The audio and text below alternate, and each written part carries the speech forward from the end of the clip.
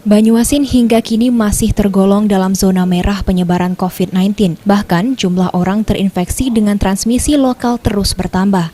Sayangnya masyarakat kian abai dengan penerapan protokol kesehatan saat pembagian BLT di kantor pos cabang Betung. Himbauan pemerintah untuk tidak keluar rumah dan menerapkan protokol kesehatan selama pandemi COVID-19 serta menjelang penerapan new normal diberlakukan di Kecamatan Betung sepertinya tidak dihiraukan masyarakat.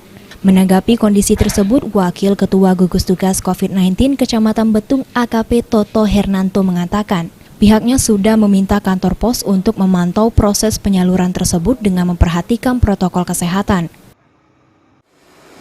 Penerima BST bantuan sosial tunai, kami himbau dalam pelaksanaan pengambilan BST di kantor pos Kecamatan Betung agar tetap mematuhi protokol kesehatan.